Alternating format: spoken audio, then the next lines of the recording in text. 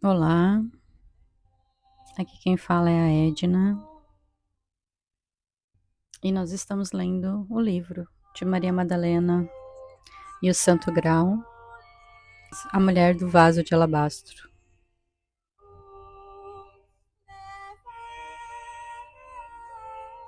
Se tu tá chegando aqui agora, né, neste capítulo, então eu peço para você voltar e ir lá para os outros vídeos. Tem uma playlist que eu deixei separadinha, tá? Só do livro. Então o início, o primeiro, né, vídeo é lá do prefácio. Esse aqui agora a gente vai estar tratando do capítulo 2, o noivo.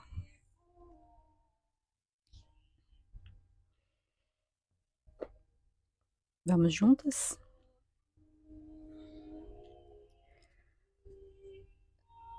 Nas cidades de Judá, nas ruas de Jerusalém, que agora estão desertas, ainda se ouve o grito de alegria, o grito de jubilo, a voz do noivo, a voz da noiva.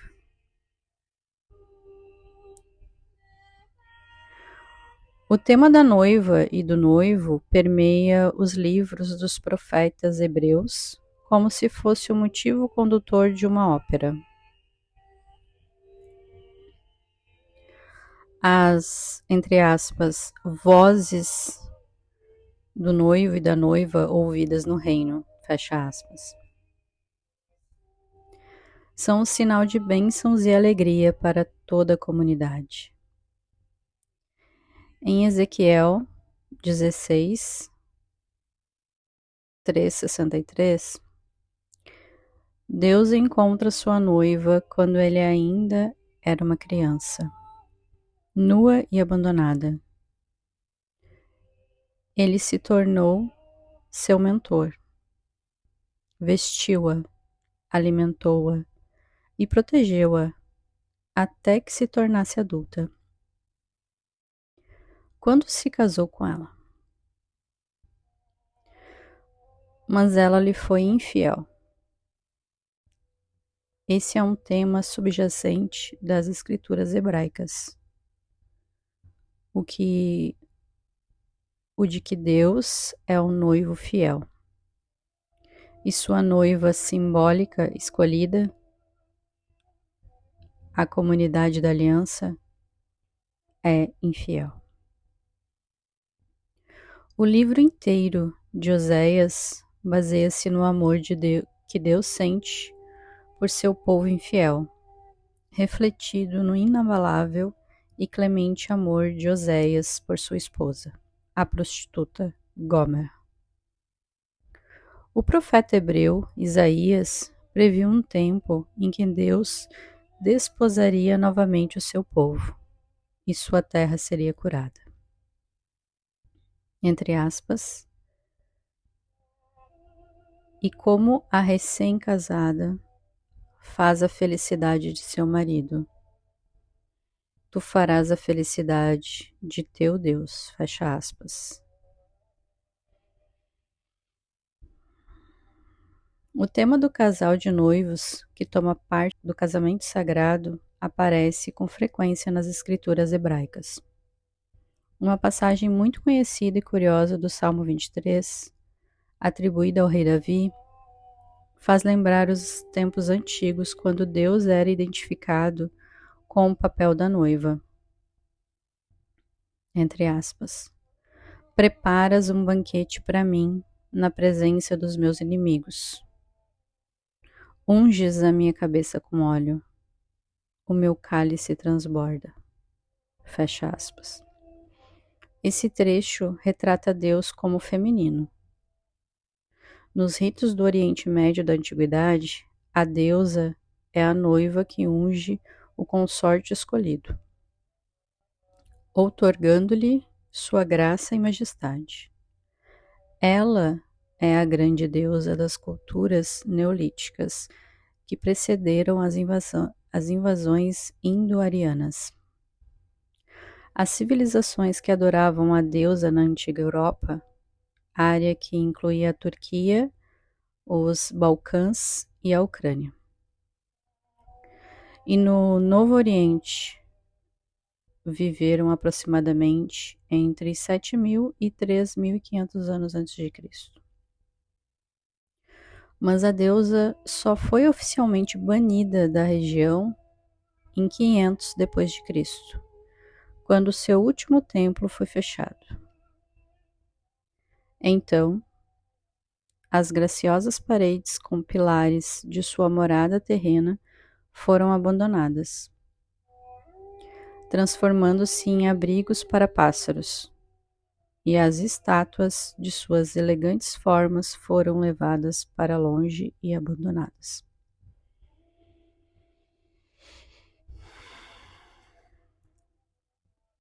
Subtítulo: O Hieros Gamos. Nas religiões da Suméria, da Babilônia e de Canaã, ungir com óleo a cabeça do rei era um ritual realizado pela herdeira ou pela sacerdotisa real, que representava a deusa. Em grego, esse ritual era chamado de hieros gamos, ou casamento sagrado. A unção da cabeça tinha um significado erótico. A cabeça era o símbolo do falo ungido pela mulher para a penetração durante a consumação física do casamento. O noivo escolhido era ungido pela sacerdotisa real, a substituta da deusa. Canções de amor, louvor e agradecimento acompanhavam o casal. Após a consumação do enlace, um farto banquete era servido a toda a cidade em meio ao júbilo dos cidadãos. As festividades, algumas vezes, duravam vários dias. A bênção da união real seria refletida na contínua fertilidade das colheitas e dos rebanhos e no bem-estar da comunidade. Por meio dessa união com a sacerdotisa, o rei, consorte, recebia status de majestade. Ele se tornava conhecido como o ungido, em hebraico, o Messias. Nos ritos antigos do Oriente Próximo, era a grande deusa que ungia a cabeça do rei e lhe oferecia um banquete, enchendo o seu cálice com bênçãos e atuando como uma espécie de advogada que o defendia de seus inimigos.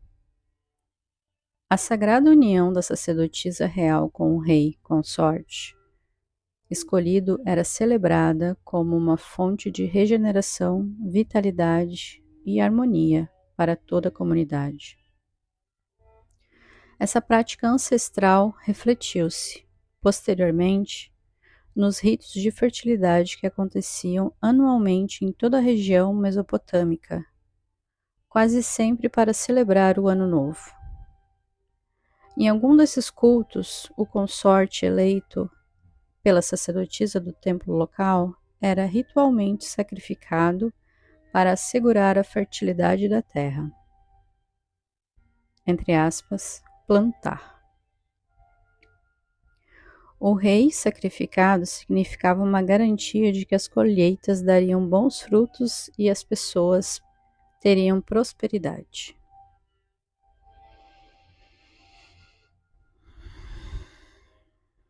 As invasões indo-arianas, aproximadamente 355 anos antes de Cristo, introduziram a ideia da suprema deidade masculina, cuja fúria precisava ser aplacada. Com o passar dos séculos, os cultos baseados em um deus masculino de poderes ilimitados foram substituindo a adoração da magnânima deusa. Na Palestina, no início da articulação patriarcal, do Deus invisível como Senhor e masculino, os profetas assumiram o antigo papel de ungir o rei, função antes era reservada às sacerdotisas reais da grande deusa.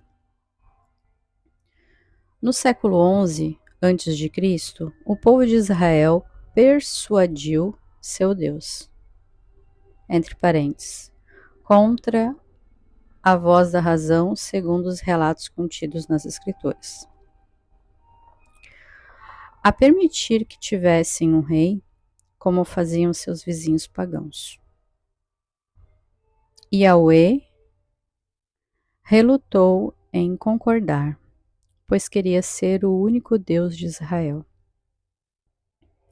Contudo, acabou cedendo e finalmente deu permissão ao profeta Samuel para ungir Saul, cerca de 1220 a.C., e mais tarde Davi, 1000 a 960 a.C.,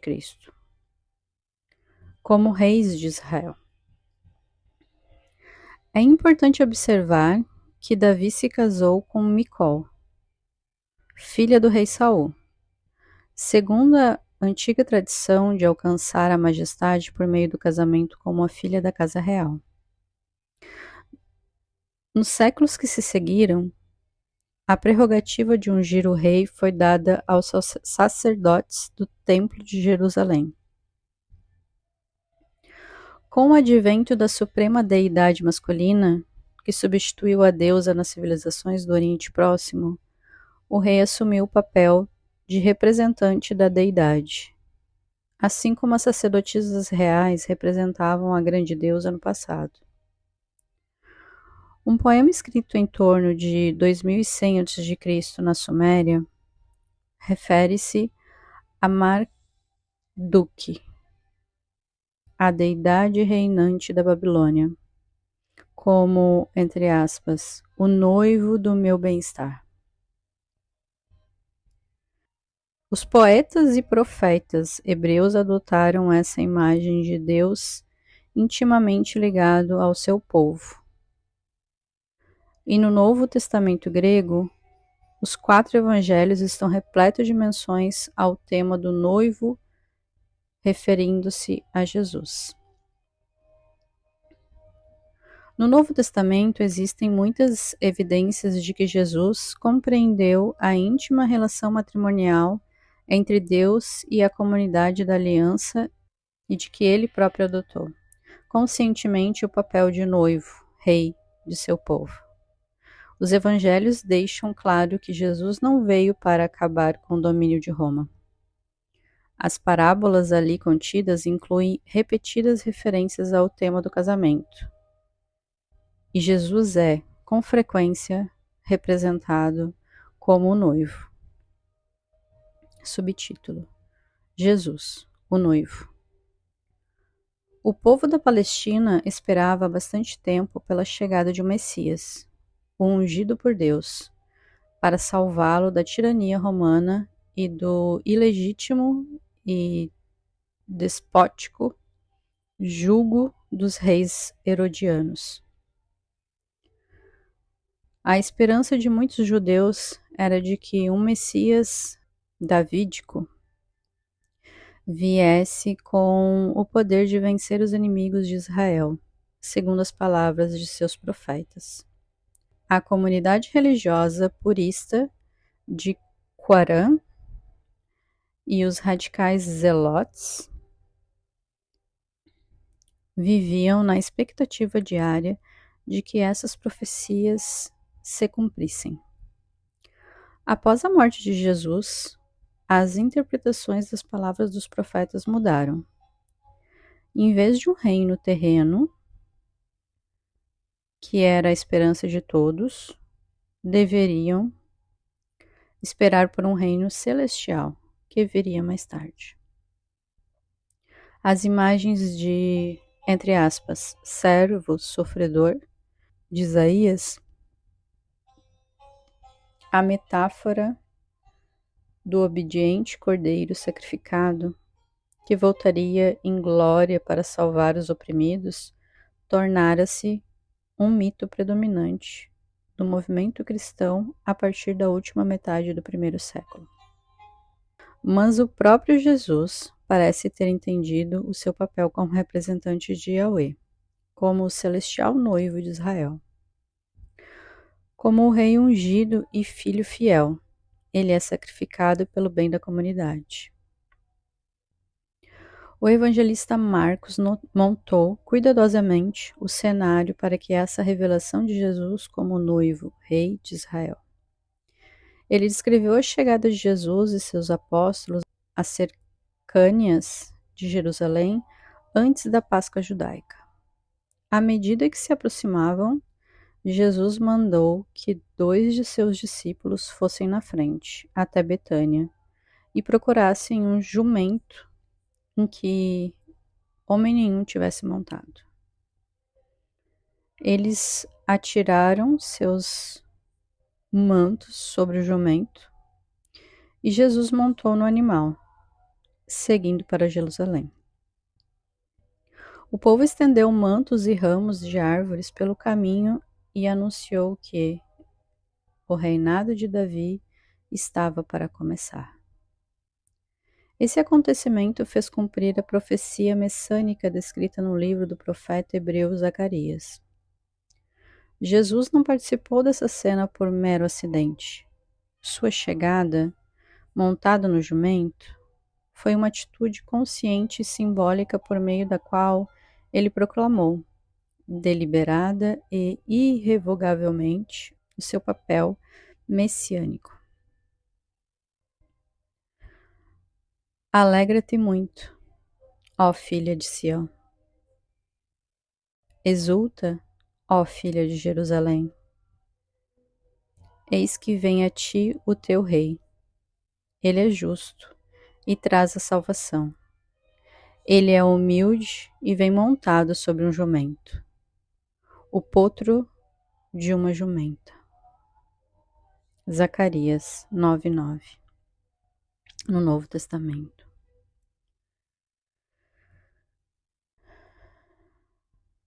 No tempo dos livros Gênesis e Crônicas, era costume um líder carismático que viesse em paz chegar montado em um jumento, ao passo que um rei guerreiro montava um cavalo de guerra e portava armas. O rei Davi fez com que seu filho Salomão montasse seu próprio jumento real quando foi ungido rei de Israel. O Jesus de Marcos anuncia sua missão como Rei da Paz, entrando em Jerusalém montado no potro de uma jumenta. Mas, ao mesmo tempo, ele proclamava ser o herdeiro de Davi, uma atitude de enorme significado político. Anunciava o cumprimento da profecia de Zacarias. Seu rei decretará a paz entre as nações. Seu império estender-se-á de um mar a outro. Subtítulo: A mulher do vaso de alabastro.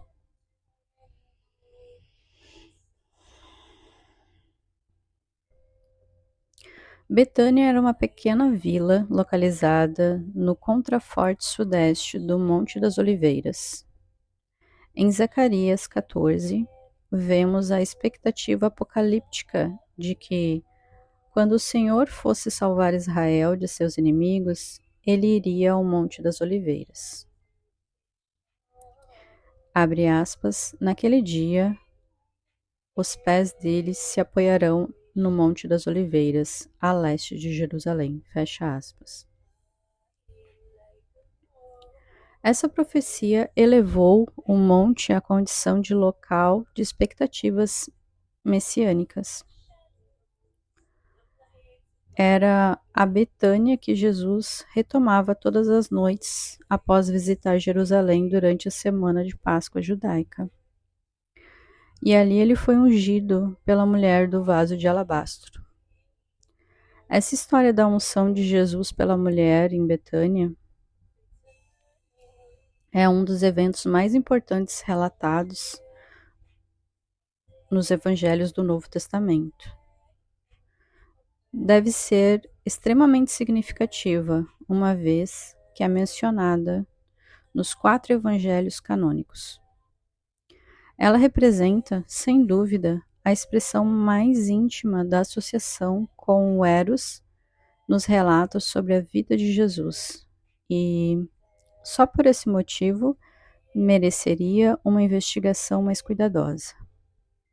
Contudo, esse fato raramente recebeu a devida consideração. Qual era o significado daquela atitude? Não seria provável que a mulher que ungiu Jesus no banquete em Betânia fosse a mesma mulher que o encontrou no jardim, perto da tumba, ao raiar da manhã de Páscoa? Certa noite, de acordo com Marcos 14, 3, abre aspas, quando Jesus se achava em Betânia, sentado à mesa, entrou uma mulher trazendo um vaso de alabastro, fecha aspas. Essa atitude pode ser compreendida como um reconhecimento profético de Jesus como Messias, ou ungido, ação interpretada como politicamente perigosa porque proclamava a realeza dele. Na antiga Israel, reis, sacerdotes e profetas eram ungidos com óleo para receberem a afirmação de seu poder como os, entre aspas, escolhidos, para representar Yahweh. O óleo de oliva sagrado era cuidadosamente preparado pelos sacerdotes no templo e, seguindo uma receita especial, era misturado a outras essências: canela, mirra, cálamo e acácia. Seu uso pelos leigos era proibido, sob a pena de excomunhão. Mas a mulher de Betânia não usou o óleo sagrado dos sacerdotes do templo. Ela abriu, abre aspas, um vaso de alabastro cheio de um perfume muito caro, feito de puro nardo. Então quebrou o vaso e derramou o perfume sobre a cabeça dele. Fecha aspas. Os estudiosos de hoje acreditam que o puro nardo possa ser uma corruptela da palavra grega para espicanardo. O aromático bálsamo era um perfume raro e de grande valor, extraído de uma planta típica da Índia. Na Palestina helenizada, as mulheres ricas muitas vezes usavam uma pequena quantidade desse bálsamo no frasco, ou alabastron, preso a uma corrente no pescoço. Em geral, era um item que fazia parte do dote. Era costume quebrar o frasco, ungir com seu conteúdo o corpo do amado morto e deixar os fragmentos do recipiente na tumba. Além dos relatos dos evangelhos que descrevem a unção de Jesus com esse caro perfume, há uma outra passagem nas Escrituras em que o espicanardo é mencionado. Abre aspas. No banquete para o rei, meu nardo exala o seu perfume. Fecha aspas. A noiva é aquela cujo espicanardo se espalha em volta do noivo, rei, em seu banquete no Cântico dos Cânticos, a antiga canção do casamento sagrado. O Cântico dos Cânticos, mais um subtítulo. Alguns estudiosos modernos acreditam que o Cântico dos Cânticos foi composto como parte dos ritos de fertilidade sumérios de Dumuzi e Inanna, um mito comum no Antigo Oriente Próximo por milhares de anos. A poesia romântica, inscrita em tábulas cuneiformes recentemente decifradas, descreve Dumuzi como um pastor e filho fiel. Epítetos que foram mais tarde aplicados a Jesus. A amada de Dumuzi é chamada de irmã e noiva. O rei era considerado, entre aspas, filho escolhido, pelo fato de que a deidade o havia, entre aspas, formado no útero de sua mãe. Ele foi ungido para esse papel, que incluía sua morte e seu enterro como rituais. Era dever do rei ser reunido à deusa, Mãe Terra, entre parênteses, Inanna. Após o casamento, Dumuzi era ritualmente torturado, morto e enterrado, garantindo a renovação das colheitas e dos rebanhos. O rei não podia tornar-se velho ou fraco. Não lhe era permitido perder sua força e vitalidade, pois a vida do povo era um reflexo de sua virilidade. Se o poder e a força decaíssem, o mesmo aconteceria à força e ao poder do povo. Em alguns ritos, o rei torturado era sepultado e então ressuscitado, após um breve período, normalmente 3 dias. Os versos da liturgia incluem os lamentos de Inanna pela morte de Dumuzi, a busca da deusa pelo rei desaparecido e uma expressão de júbilo por seu retorno. Essa porção do mito do noivo, predominantemente no culto pagão, é representada no Evangelho de João, na passagem em que Maria Madalena encontra Jesus ressuscitado perto da tumba, na Páscoa. E pode ser visualizado nas pietas e nas pinturas sobre a descida da cruz na arte cristã. Durante o período da influência grega, 3300 a 30 a.C., versos idênticos e paralelos àqueles do Cântico dos Cânticos foram encontrados em uma poesia litúrgica no culto da deusa egípcia Ísis, a noiva irmã do mutilado deus Sol, Osíris.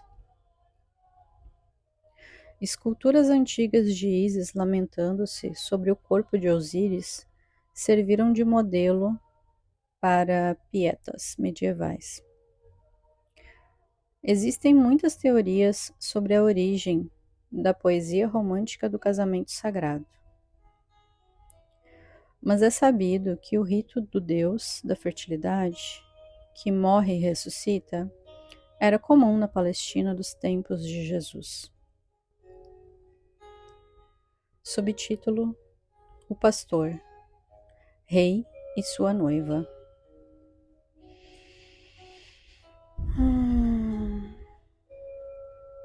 Talvez seja impossível determinar a fonte exata do livro bíblico Cântico dos Cânticos, mas seu significado é bastante claro. É a canção de casamento do pastor, rei e sua noiva.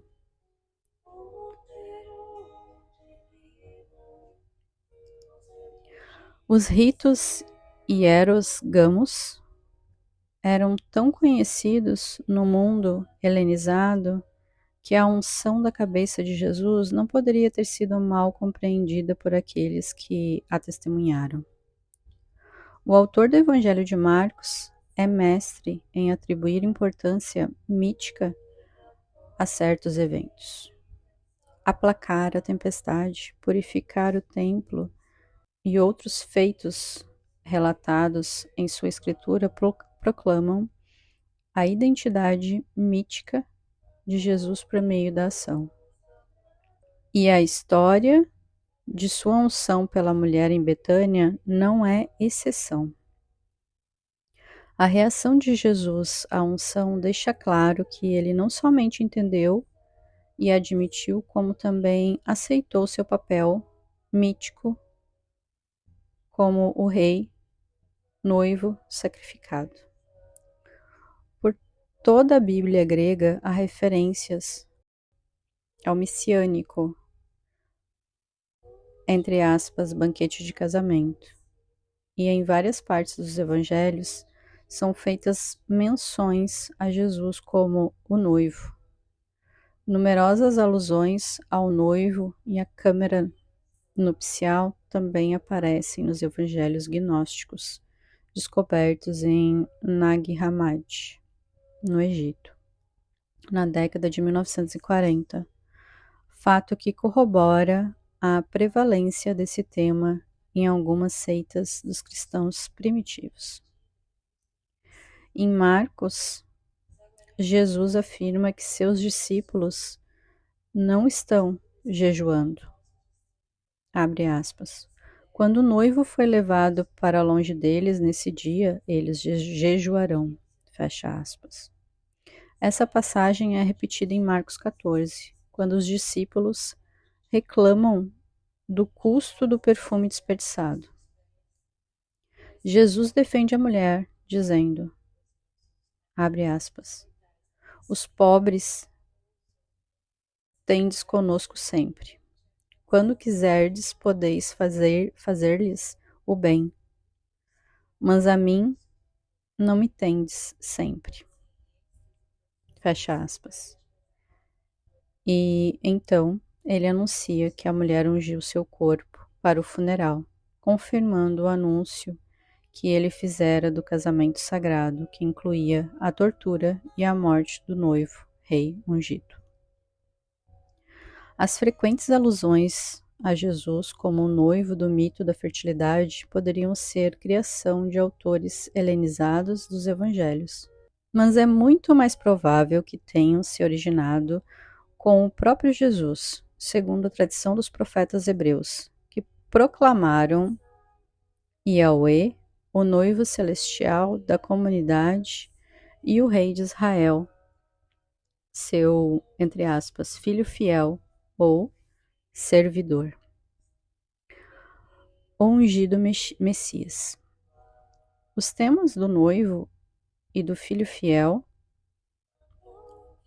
entre parênteses, termos presentes também nas mitologias sumérias e cananeia, são repetidos no Apocalipse de João, o último livro do Testamento grego, que foi escrito por um autor judeu no final do primeiro século. Subtítulo: Judas e os Zelotes. Talvez a mais forte evidência de que a unção foi imediatamente compreendida pelos que participavam do banquete em Betânia tenha sido a atitude tomada por Judas Iscariotes. Alguns estudiosos modernos o descrevem como um zelote político de extrema-direita que esperava derrubar o domínio romano.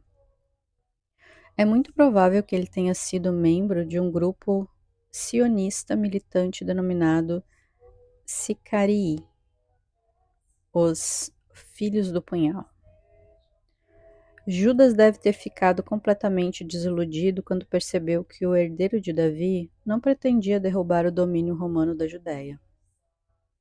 Jesus escolhera o papel de noivo, e o Rei de Deus estava sendo anunciado como um banquete de casamento universal, aberto a todos. Por esse motivo, ele foi ao chefe dos sacerdotes para trair Jesus.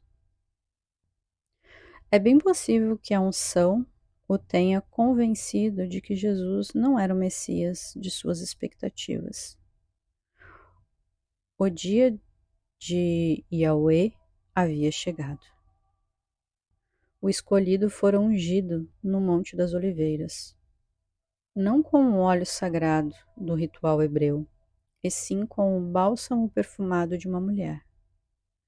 E ele não apenas aceitara essa unção, como defendera a atitude da mulher como um anúncio profético de sua morte e de seu enterro, exatamente como um rito primitivo do Hierosgamos. Se Judas fosse mesmo um zelote, fundamentalista, zeloso do cumprimento da lei, teria ficado estarrecido ao ver Jesus assumir, pela própria vontade, o papel do sacrificado deus da fertilidade e do sol dos pagãos. Naturalmente, a versão que o Evangelho apresenta dessa história foi escrita para convertidos cristãos, que teriam total compreensão do conteúdo mitológico do tema do Deus sacrificado. Esses ritos pagãos eram praticados em templos nas cidades do Império Romano, até serem banidos pela vitoriosa hierarquia cristã, no final do século IV d.C. Mas a inclusão da história da unção nos 4 evangelhos indica que as testemunhas oculares que primeiro relataram o fato devem ter visto nele algo que consideraram de extrema importância.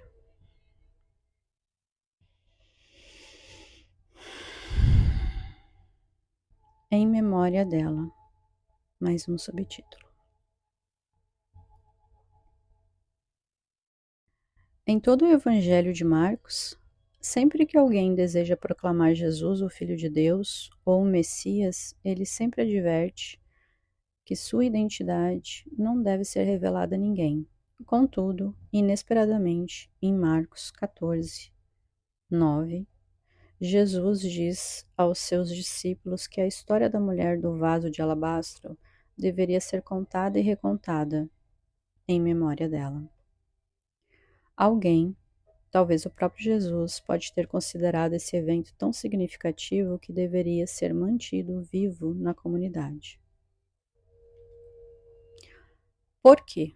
Denis de Rougemont sugeriu que, quando um evento importante é muito perigoso para ser discutido, ele é estabelecido como um mito e contado como lenda. Essa opinião expressa em História de Amor no Ocidente, publicada primeiramente em francês em 1940, poderia ser aplicada ao mito em torno de uma mulher do vaso de alabastro. Seria a história da unção rito de casamento de Jesus narrada como um mito por causa do perigo que representava para a mulher que era sua esposa? Seria mais seguro relatar a lenda, sabendo que as pessoas que a ouvissem entenderiam a relação íntima dessa mulher com um noivo, rei? Estamos falando de uma versão oral da história, que presumivelmente circulou por todo o Império Romano por quase 40 anos até que o autor do Evangelho de Marcos a escrevesse. Na verdade, esse acontecimento foi tão importante que sobreviveu em várias versões diferentes na tradição oral. Mesmo assim, embora deva ter sido considerado um escândalo que uma mulher qualquer tocasse um homem judeu em público, não há nenhum sinal de que os amigos de Jesus tenham ficado horrorizados com a atitude dela. A maior preocupação de todos parece ter sido o alto preço do perfume desperdiçado, que, entre aspas, poderia ser vendido por mais de 300 denários, fecha aspas. Como se fosse uma perda pessoal de cada um deles. E quem era a mulher do vaso de alabastro que ungiu Jesus? Por muitos séculos, ela tem sido retratada pela Igreja como, entre aspas, pecadora e prostituta. Nunca como noiva. Entretanto, Orígenes, 185 a 254 d.C., patriarca da Igreja, reconheceu Madalena como a noiva irmã dos cânticos. assim como fizeram as comunidades dos primeiros cristãos que viviam no Império Romano do primeiro século. E o autor do Evangelho de João chama essa mulher de Maria, a irmã de Lázaro. Na Igreja Católica Romana, há uma forte tradição de que o apóstolo João era o protetor de Maria, a mãe de Jesus, e que após a crucificação,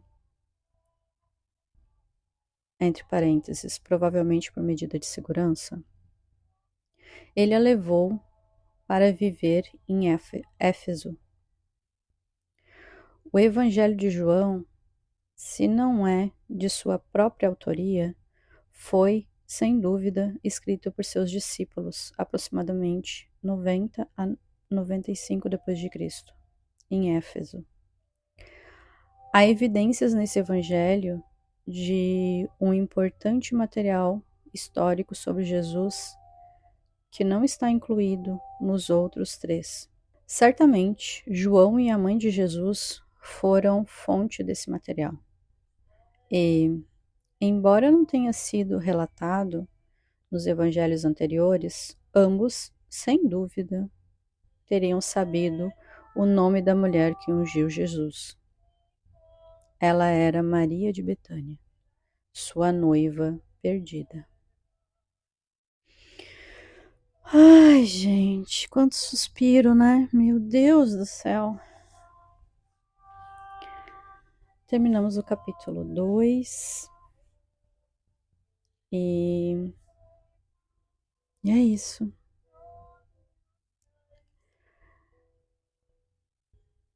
Eu fico sem palavras para tudo isso que está se apresentando. E tô com a boca seca. E sinto que vai liberando assim o corpo, sabe? Por isso muitos suspiros, é muita informação adentrando o meu ser. E eu acredito que com vocês também, né?